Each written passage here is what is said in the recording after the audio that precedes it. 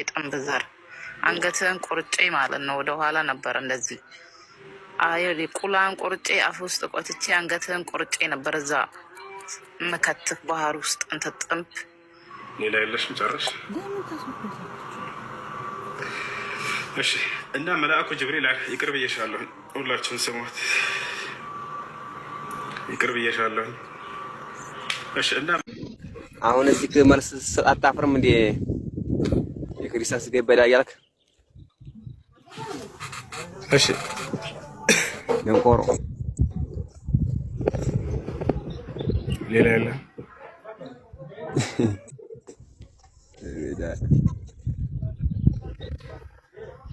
ማንም ሰው ኮሜንት ላይ እንዳናገረው። እሺ፣ በሱ ላይ ከኔ ጋር ማውራት ትችላለህ? አላህ ሱብሓነሁ ወተዓላ ስለ ክርስቲያኖች ስጋ ምን ብሏል? ንገረኝ እስኪ። ኧረ ዝም በል። መናገር አትችልም። ምን ብሏል? አላህ እንደ መልእክተኛ ነብዩ ሰለላሁ ዐለይሂ ወሰለም ምን ብለዋል? ዝም በል። ምንም ዝም በል አንተ፣ ዝም በል። እሺ፣ ነብዩ ሰለላሁ ዐለይሂ ወሰለም የአይሁድ ስጋ በልተዋል አልበሉም? ኧረ ዝም በል አቦ፣ አንተ ምንም መልስ የለህም። ባርፈ ቅሪአትን እንቅራ። ላሳየህ እንደበሉ ነብዩ ሰለላሁ ዐለይሂ ወሰለም እንደበሉ ላሳየህ። ኧረ ተው ላሳየህ። ወይ ሙስሊም ነህ? ትንሽ ልንገርህ ብዬ ነው። ምን አይነት ሰው ነው? አላህ ብላ እንደው እንዴት ክርስቲያን ስጋ ይበላል ታለ? ስንት ዑለማ አለ። አንድም የገጠር ሸካ ሆነ እየዞርኩ ጠይቄያለሁኝ በየቦታው ስንት አህባሾች ከኔ ፊት መጥተው እንዲሁም ደግሞ የክርስቲያን ሰባኪዎች ምናምን እዚህ መጥተው ከመሳደብ ውጭ ሌላ ምን? አላህ ሙስተዓን። እሺ ምን ይሻላል? በጫት አይምራቸውን ደፈኗቸው ወይ እናድርግ? አላህ ሙስተዓን። እሺ ጥያቄ አለ ገጥ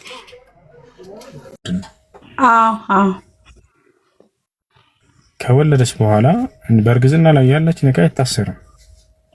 ከወለደች በኋላ ግን ስላለፈው ልጅ ከወለደች በኋላ ስላለፈው ተውበት አድርጋ ከዚያ ንካ ማሰር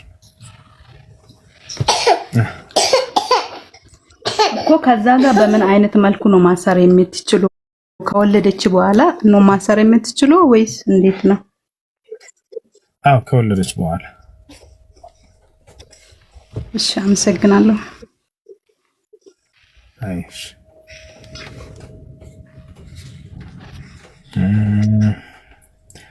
ጥያቄ አለ? ልጅ ያለ? አዎ ልጅ አለኝ።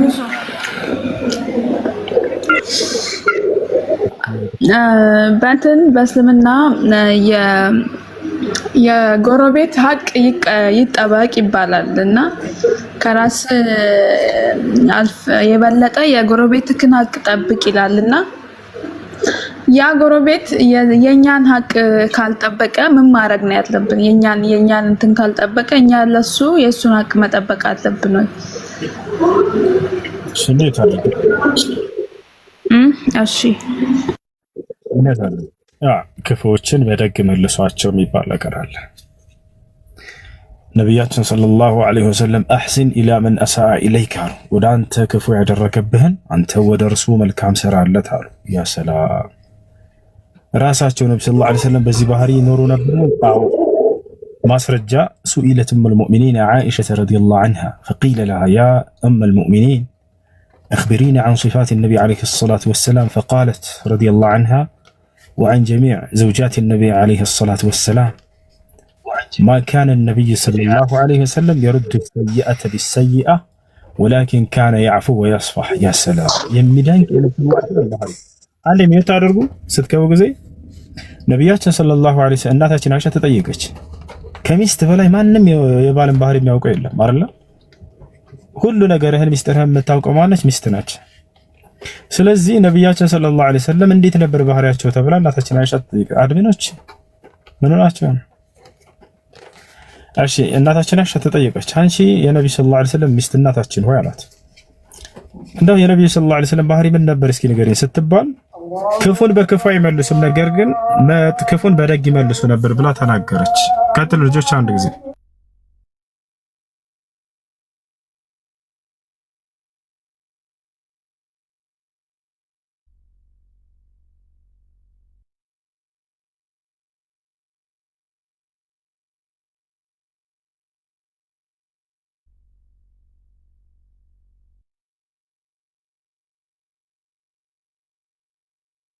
عليكم.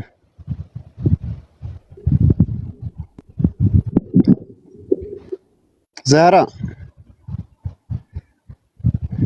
السلام عليكم. السلام عليكم ورحمة الله. ሰላም ነው? ሰላም ጥያቄ ነበረኝ።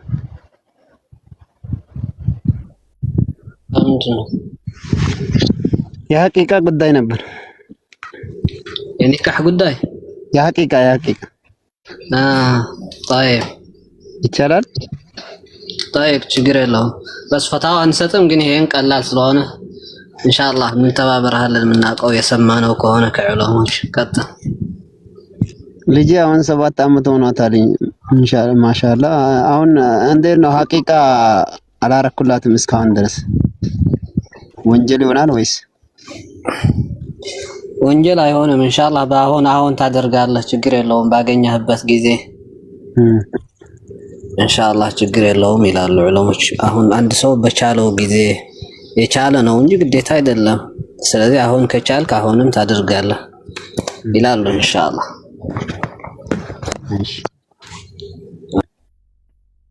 ከዚህ በኋላ እኔ ፈታዋ አልጠየቅም። ቀላል እንደሆነች ኢንሻአላህ ጠርጥሬ ነው ያንተ። ሌላ ጉዳይ ከሆነ ቀጥል። ሌላም ጥያቄ አለኝ። ሌላ በኋላ ትጠይቃለህ እሱን ኢንሻአላህ። ፈታዋ እሺ ኢንሻአላህ። ኦኬ ካላችሁ ቀጥሉ። ሌሎች ክርስቲያኖች ካላችሁ ጠይቁን ወይም እንጠይቃችሁ ኢንሻአላህ። እሱ እስከሚመጣ ድረስ አላችሁ ክርስቲያኖች? እሺ እኔ ልጠይቅ። እሺ አንድ ባልና ሚስት በሸሪዓ አብረው እየኖሩ ሳለ ማለት ነው እሱ ውጭ ላይ እንትን የሚል ከሆነ ሌላ ሴት እንትን የሚል ከሆነ ለሷ የማይሆን ቦታ ካለው የማያስከብራት፣ ቤቱን የማያስጠብቅ የማያስከብራት፣ ለሰው አሳልፎ ተጣጥ ከሆነ በሴት እየተደወለ የሚያሰድባት ከሆነ እና የተለያየ ነገር በሷ ላይ የሚያረግ ከሆነ እቺ ሴት ሌላ ወንድ ብትመለከት ወይ ሌላ የሚያከብራትን ሰው ብትፈልግ ፍታኝ ብላ አልፈታም ካላት ሌላ ሰው ብትመለከት ችግር አለው? ሌላ ከሱ የተሻለን ሴት በቃ በራሷ ህይወቷን፣ ምክንያቱም እየተሰደበች ነው፣ በሴት እያሰደባት ነው፣ ቤት ውስጥ እያስደወለ የተናገራት ነው።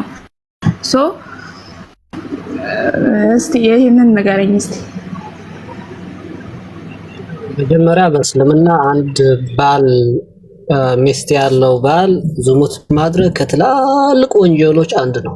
ከባድ ከሚባሉ ወንጀሎች ነው። እንደዚህ ያለ ስራ የሚሰራ ሰው ያኔ በት መችስ ከባድ የሚያስቀጣ የሆነ እንትን ስራ ነው። ይሄ ሐራም ነው መጀመሪያ ከመነሻ። ዘፍጥረት ምዕራፍ 1 ኦኬ። በመጀመሪያ እግዚአብሔር ሰማይና ምድርን ፈጠረ። ቆይ በዚያም ጊዜ ምድር ቅርጽ የሌላት ባዶ ነበረች፣ ጨለማም በጥልቁ ላይ ነበር። የእግዚአብሔርም መንፈስ በውሃው ላይ ሰፍኖ ነበር። በፍጥረት መጀመሪያ መንፈስ ቅዱስም ፈጣሪ ነበር። እዚህ ጋር ምን ትላለህ? ፈጣሪ ይላል። ለምንድን ነው የሚታጣምመው? እና ለምን እዚህ ጋር መንፈስ ቅዱስ ገባ? መንፈስ ቅዱስ የሚል የት አለ? እዚህ ላይ የእግዚአብሔር መንፈስ ነው የሚለው። የእግዚአብሔር መንፈስ በውሃው ላይ ሰፍኖ ነበር። ያ መንፈስ ነው በቃ የእግዚአብሔር መንፈስ። አሁን እዚህ ጋር አዳምጠው።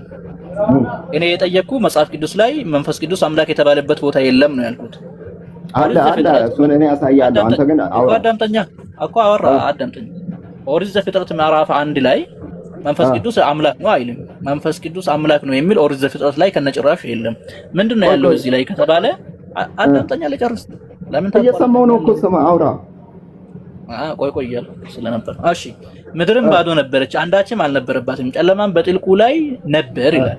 የእግዚአብሔር መንፈስ በውሃ ላይ ሰፎ ነበር ይላል። የእግዚአብሔር መንፈስ አለ እንጂ መንፈስ እግዚአብሔር ነው አላለም፣ ወይም ደግሞ መንፈስ አምላክ ነው አላለም። ስለ እግዚአብሔር መንፈስ ነው እያወራ ያለው እንጂ ስለ እግዚአብሔር አይደለም። የእግዚአብሔር መንፈስ ኦኬ። ስለዚህ የእግዚአብሔር መንፈስ ከአምላክነቱ አንዱ ባህሪ ነው እየገለጸ ነው፣ ባህሪነቱ ማለት ነው። አምላክ እየገለጸ አይደለም። መንፈሱ አምላክ መሆኑን አይደለም የታለ እንደዛ የሚል የታለ? እና ለምን እዚህ ጋር ተገለጸ እግዚአብሔር መንፈስ? በመጀመሪያ ደረጃ መንፈስ የሚለው በሂብሩ ቋንቋ ምንድነው? ምን ነበር? ሩሃ ነው። ሩህ ነው መሰለኝ።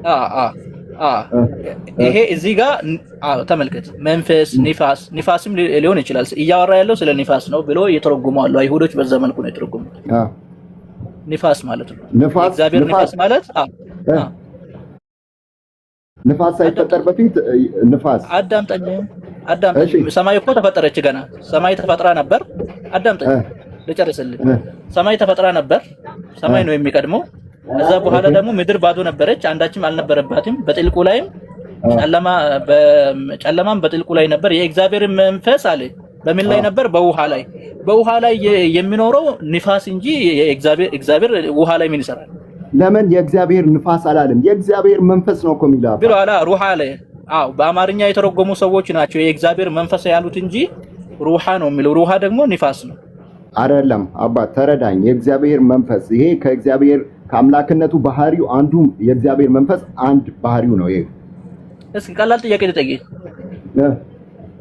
የእግዚአብሔር አለ? የለም። የእግዚአብሔር እያልን ነው። የእግዚአብሔር ማለት ንብረቱ ማለት ነው። ባህሪው ነው አባት። ይሄ የእግዚአብሔር መንፈስ ነው። የእግዚአብሔር ነው እያልን እኮ አዳም። ባህሪው እኮ ነው። መንፈሱ ባህሪው ነው እኮ ነው የሚለው እግዚአብሔር ነው። አንዴ የእግዚአብሔር መንፈስ ነው ያለ። የእግዚአብሔር አላለም። የእግዚአብሔር የምትለው ምንድነው የሚታሳየው? ንብረትነቱን ነው የሚታሳየው። ስለዚህ የእግዚአብሔር ንብረት የሆነው መንፈስ ውሃ ላይ የሚሰፋው ንፋስ ማለት ነው። ኦኬ፣ መንፈሱ የተፈጠረ ነው እያልከኝ ነው? አዎ፣ ንፋስ ነው። ስለ ንፋስ ነው የሚያወራው። ኦኬ፣ ንፋሱ በውሃው ላይ ሰፎ ነበር። የእግዚአብሔር ንፋስ አሁንም እኮ ውሃ ላይ ንፋስ ይኖራል። መፈጠሩን የሚገልጽበትን ቦታ አሳየኝ። ተፈጥሯል ካልከኝ ንፋስ አልተፈጠረም። የቱ ጋር ነው የተፈጠረው? ንገረኝ ቦታውን። ንፋስ አልተፈጠረም? አዎ ንገረኝ፣ ቦታውን ንገረኝ። ንፋስ ፍጡር አይደለም? ንገረኝ። እኔ ፍጡር ነው እያልኩ ነው፣ ግን የእግዚአብሔር መንፈስ ፍጡር አይደለም እያልኩ ነው። የእግዚአብሔር መንፈስ ፍጡር አይደለም፣ ግን ንፋስ ፍጡር ነው ወይስ አይደለም? የእግዚአብሔር መንፈስና ነፋስ ይለያያሉ አባት። ሩሃ ማለት ብዙ ትርጉሞች አሉ። ከነዛ መካከል አንዱ ንፋስ ነው። ነፋስ ትርጉሙስ ምንድን ነው? ንፋስ ማለት ይሄው አየር ማለት ነው። ውሃ ላይ የሚሰፍ ንፋስ ታውቀው? በዕብራይስጥ ሩሃ ነው። ሩሃ ና ኦኬ፣ አሳየን፣ ቦታውን አሳየን። በዕብራይስጥ ሩሃ ነው። እዚሁ ዕብራይስጡን ከፍተህ ይኸው ስንት ላይ ቦታውን? ኦሪት ዘፍጥረት ምዕራፍ 2 ዕብራይስጡን ክፈትና ይኸው። ኦኬ፣ ቆይ አንዴ የእግዚአብሔር መንፈስ ሩሃ መባሉን አብላ መባሉን እዚህ ጋር መተማመን አለብን። አንተ ዋሸ እውነት ተናገርክ፣ እኔ ምን አውቄ? በአፍህ እኮ ምዕራፍ 1 ቁጥር 2 ላይ ምን ይላል? ምዕራፍ 1 ቁጥር 2 ኦኬ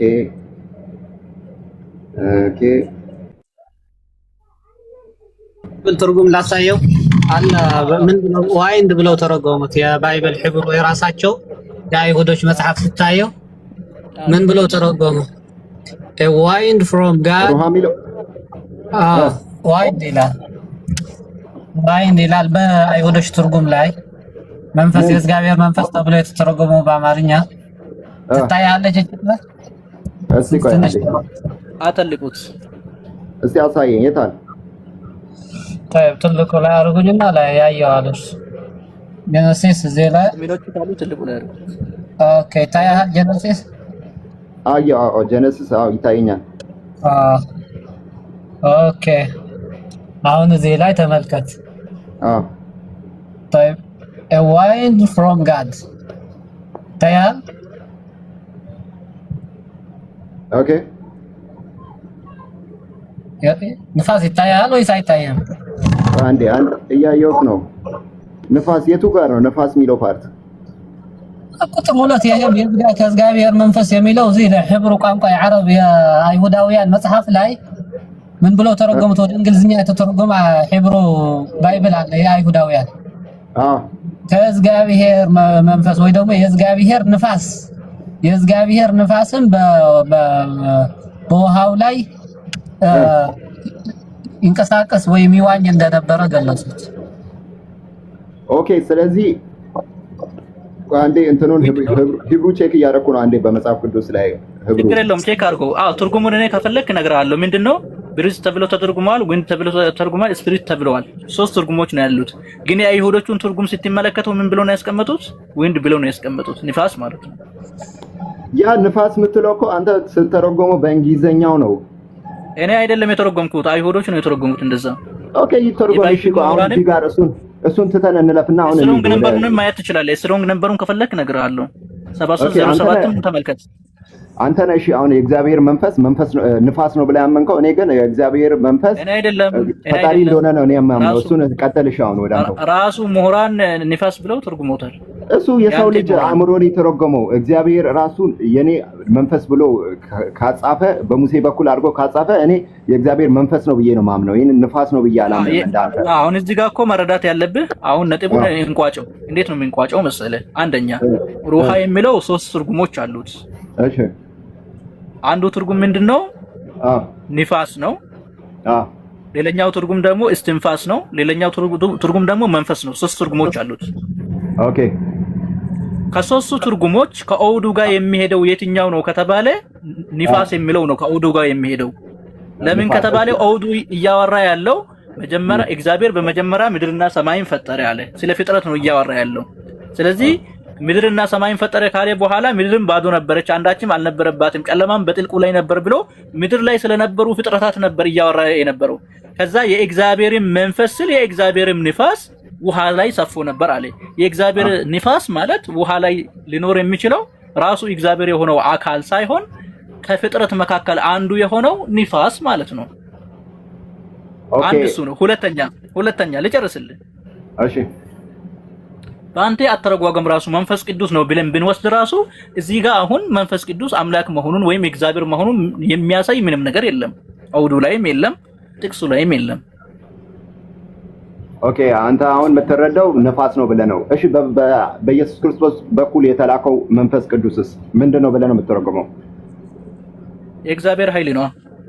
ኦኬ መንፈስ ቅዱስ ተብሎ የእግዚአብሔር ኃይልም ኦኬ ይባላል። ግን እሱስ አምላክ ነው አይደለም? መንፈስ ቅዱስ አምላክ አይደለም። እግዚአብሔር ብዙ መናፍስቶች አሉት፣ ከነዛ መካከል አንዱ ነው ብዬ ነው የማምነው።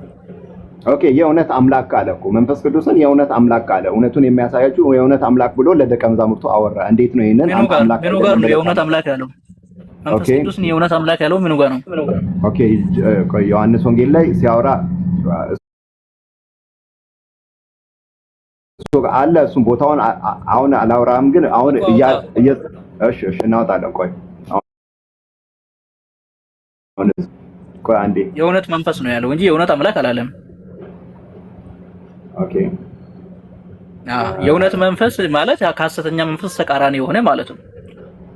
ሐሰተኛ መንፈስ ሰይጣን ነው። እውነተኛ መንፈስ ደግሞ ከአምላክ የሚላኩ ናቸው። ኦኬ ይሄ የእውነት መንፈስ ከሐሰተኛ መንፈስ ከተለየ ያ ማለት ከእግዚአብሔር ዘንድ ነው።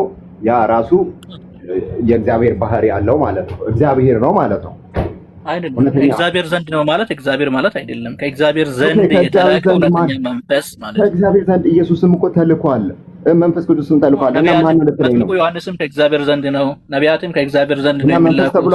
መንፈስ ተብሏል። መንፈስ ለምን ይባላል? መንፈስ ከእግዚአብሔር ዘንድ የሚላኩት ብዙ መናፍስቶች አሉ እኮ አታውቅም?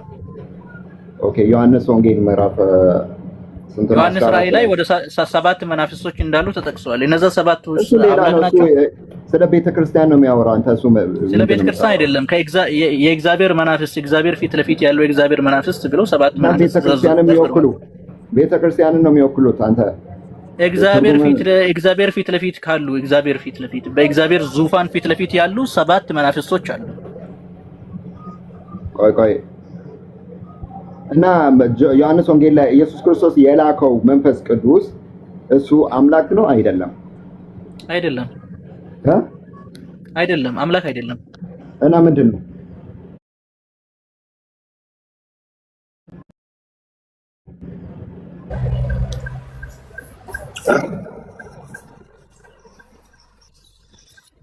ነገሩ ቃል በራሴ ባል ኦኬ። ስለዚህ እኔ የኔን እምነት ልንገርህ። መንፈስ ቅዱስ አምላክ ነው፣ ወልድ አምላክ ነው፣ አብ አምላክ ነው። ሶስቱም አንድ አምላክ ናቸው። ኦኬ በማስረጃ አስደግፍ። እምነትህን ነግረናል፣ ማስረጃውን አምጣ። ለምሳሌ መንፈስ ቅዱስ አምላክ ነው ብለሃል። መንፈስ ቅዱስ አምላክ ነው ለምለው ማስረጃ አምጣ። ኦኬ የእግዚአብሔር መንፈስ የሚለውን አሳየው እኮ ያንን ቦታ ከእግዚአብሔር የሚወጣ የእግዚአብሔር መንፈስ ምን እንደሆነ እሱን እኮ ተማማርንበት። አንደኛ የእግዚአብሔር መንፈስ በኦሪት ዘፍጥረት ላይ ያመጣ እኮ እያስደገምከኝ ነው። እያወራ ያለው ስለ ንፋስ ነው አልኩ። ስለ ንፋስ ነው ብዬ ማስረጃውን አይደለም፣ ስለ እግዚአብሔር መንፈስ ነው። አንተ ንፋስ ነው የእግዚአብሔር መንፈስ ከሆነ የእግዚአብሔር መንፈስ ከሆነ ተመልሶ እግዚአብሔር መሆን አይችልም። ኦኬ ንፋስ ሊያጽናና ይችላል። እያወራን ያለነው እኮ ኦሪት ዘፍጥረት ማዕራፍ ያለውና እንደየአውዱ እኮ ይለያያል። መንፈስ የሚለው ተመልከት፣ አዳምጠኝ እሺ። መንፈስ የሚለው እንደየአውዱ ይለያያል። አንዳንድ አውድ ላይ ነፍስ ሊሆን ይችላል። የሰው ነፍስም መንፈስ ነው የምትባለው፣ ሩሃ ትባላለች። አንዳንድ አውድ ላይ ደግሞ መላእክት ሊሆን ይችላል። አንዳንድ አውድ ላይ ሰይጣን ሊሆን ይችላል፣ መንፈስ የሚለው ማለት ነው። አንዳንድ አውድ ላይ ደግሞ መላእክት ሊሆን ይችላል። አንዳንድ አውድ ላይ ደግሞ እምነትን ለመግለጽም ሊሆን ይችላል። መንፈስ የሚለው ብዙ ትርጉሞች አሉት፣ እንደየአውዱ ይለያያል። ግልጽ ነው።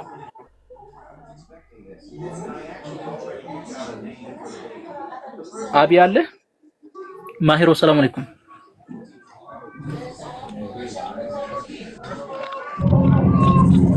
ያንኑ የእግዚአብሔር መንፈስ ብርሃን ይሁን ሲል እኮ ብርሃን ሆኗል። እንዴት ነው ያ የእግዚአብሔር ንፋስ ነው የምትለኝ? እኔ አይደለም ያልኩት፣ አይሁዶች መጽሐፉን የጻፉ ሰዎች ናቸው ንፋስ ብለው የፈሰሩልን። ኦኬ ትርጉሙን እሱን አትጨነቅበት፣ ትርጉሙን አትጨነቅ። ግን ያ ብርሃን እኮ ፈጣሪ ነው እያልኩ እኮ ነው። ምንድነው መንፈስ? የተጨነቅኩ ሳይሆን እያነበብኩልህ ነው እኔ